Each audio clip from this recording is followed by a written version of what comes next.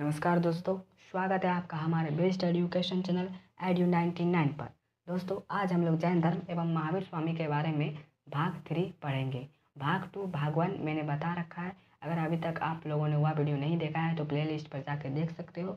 Video पसंद आए तो वीडियो को लाइक करें और चैनल पर नए तो चैनल को सब्सक्राइब करके बेल आइकन प्रेस करें ताकि आने वाली वीडियो आप तक पहुँच सके। तो चलिए शुरू करते हैं।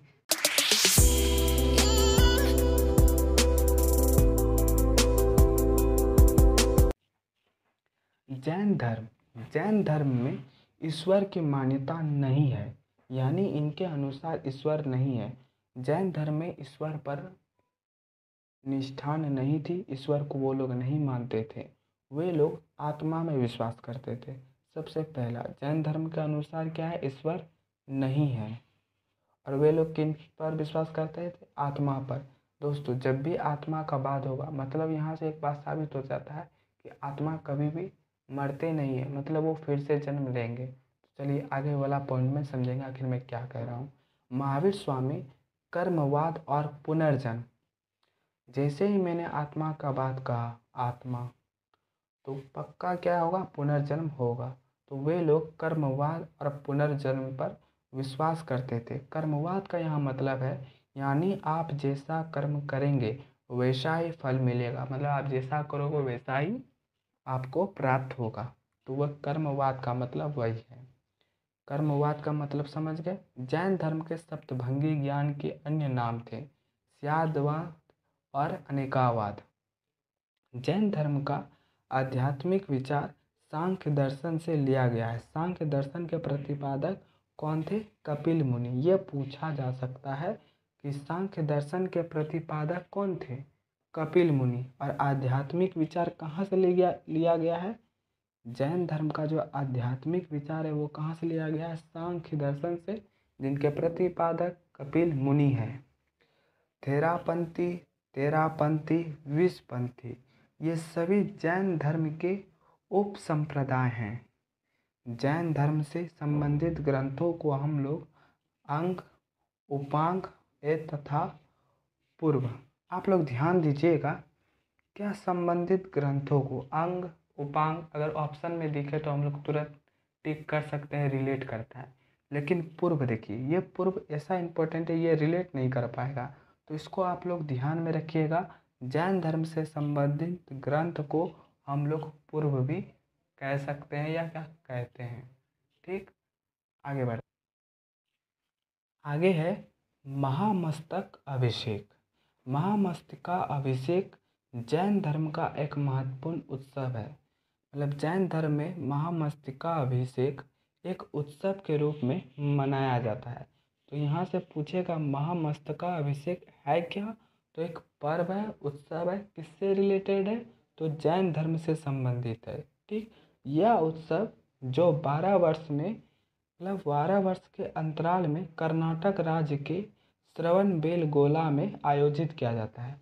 यह हर 12 साल में एक बार मनाया जाता है।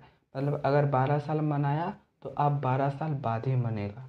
महान धार्मिक घटना महामस्तकाभिषेक भगवान गौतमेश्वर बाहुबली के लिए की जाती है। भगवान गौतमेश्वर बाहुबली, जिनके पिता कौन थे?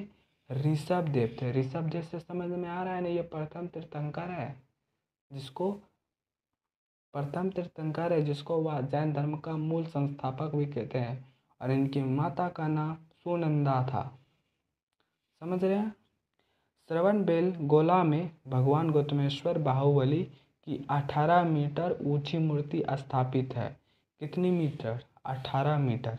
और यह मूर्ति कब बनाई गई थी? 983 ईस्वी में। कब बनाई गई थी? 983 ईस्वी में। वर्ष 2018 ईस्वी में महामस्तकाभिषेक हो चुका था। तो अब 12 साल बाद होगा। तो अगर हम लोग इसमें 12 प्लस करेंगे तो अब क्या होगा? 2030 में होगा। 2018 में हो चुका है, अब कब होगा? 12 साल का बात हो रहा है, तो अब कब होगा? 2030 में। ठीक, आगे बढ़ते हैं। आगे है आजीवक संप्रदाय। अब हम लोग समझेंगे आजीवक संप्रदाय जैन धर्म में क्या है। तो आजीवक संप्रदाय के संस्थापक मखली गोशाल थे। संस्थापक मतलब यहाँ से एक नए धर्म, नए संप्रदाय का निर्माण हुआ, जिनके संस्थापक क्या थे? मखली गोसाल। इम्पोर्टेंट नाम है मखली गोसाल। कौन थे? मखली गोसाल। प्रारंभ में महावीर स्वामी के शिष्य थे। ये किनके शिष्य थे? प्रारंभ में महावीर स्वामी के 24वें तीर्थंकर एवं अंतिम तीर्थंकर महावीर स्वामी थे, जिनके शिष्य मखली गोसाल थे। ठीक। बाद में मतभेद के चलते कुछ हुआ होगा बात, उसके कारण इन्होंने महावीर की शिष्यता त्याग कर दी और आजीवक नामक स्वतंत्र संप्रदाय की स्थापना की। ठीक। कब? शिष्यता को इन्होंने त्याग दिया, मतलब जैन धर्म को त्याग दिया। इनका मत नियतिवाद कहा जाता है। अब नियतिवाद का मतलब समझेंगे। ना ही ये ईश्वर पे विश्वास करते थे, ना ही आत्मा पर, और ना ही पुनर्जन्म पर, और ना ही कर्मवाद पर। इनका विश्वास नियति पे था, मतलब जो नियति में है वही होगा। यह संप्रदाय लगभग 1002 ईस्वी तक चला, उसके बाद ये धीरे धीरे लुप्त हो गई। आजीवक संप्रदाय का अर्थ होता है धर्म सहिष्णु। इसका प्रमाण मतलब आजीवक संप्रदाय का प्रमाण आपको दिव्यान इसका प्रमाण दिव्य आविदान ग्रंथ में आपको मिल जाएगा। मतलब इनका प्रमाण जो है, आजीविक संप्रदाय का प्रमाण हम लोग दिव्य आविदान ग्रंथ से मिलता है। आगे बढ़ते हैं हम लोग। अब मोस्ट इम्पॉर्टेंट है संगति। जिस तरह जैन धर्म में सभाएं संगति हुई, उसी तरह जैन धर्म में भी जिस तरह, अब हम लोग पढ़ेंगे संगति के बारे में। जैन धर्म में कितने संगति हुए, किस अध्यक्ष था, किसके अध्यक्षता में हुई, उस समय शासक कौन था, कब हुआ, यही सब जिस तरह हम लोगों ने बौद्ध धर्म में पढ़ा था। एक इम्पॉर्टेंट, अगर अभी तक आप लोगों ने बौद्ध धर्म से रिलेटेड वीडियो नहीं देखा है तो प्लेलिस्ट पर वो भी आपको मिल जाएगा, वो भी आप वहाँ पर जाके देख सकते हो। तो आप वहाँ पर जाके देख सकते हो। ठीक। तो हम लोग कहाँ थे? जैन धर्म के संगति के बारे में। चलो अब हम लोग पढ़ेंगे संगति। तो जैन धर्म में कुल 2 संगतियाँ होगी। कितनी हुई? 2। ज़्यादा नहीं हुई, 2 है, आराम से याद हो जाएगा। तो प्रथम जैन संगति का आयोजन 322 BC में हुआ। पाटलिपुत्र कहाँ हुआ? बिहार में हुआ। कहाँ हुआ? बिहार में। प्रथम जैन संगति का आयोजन 322 BC में पाटलिपुत्र बिहार में हुआ, और उस समय शासनकाल किनका था? चंद्रगुप्त मौर्य का। भाई साहब, चंद्रगुप्त मौर्य के शासनकाल में स्थूलभद्र की अध्यक्षता में हुई थी। प्रथम जैन संगति कहाँ कब हुई थी? 322 BC में। कहाँ हुई थी? पाटलिपुत्र बिहार में। और उस समय शासक कौन थे? तो चंद्रगुप्त मौर्य थे। किसके अध्यक्षता में हुई थी? स्थूलभद्र। ठीक। इसी संगति में जैन धर्म के 2 भागों में बंट गया। वाह, कांड हो गया यहाँ पे। तो इस संगति में जैन धर्म 2 भाग में बंट गया। कौन कौन? श्वेतांबर संप्रदाय, दिगंबर संप्रदाय। एक एक करके हम लोग डील करते हैं।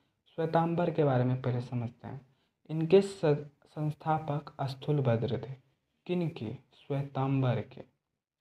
श्वेतांबर है तो पक्का वे लोग कौन वस्त्र पहनेंगे? श्वेत।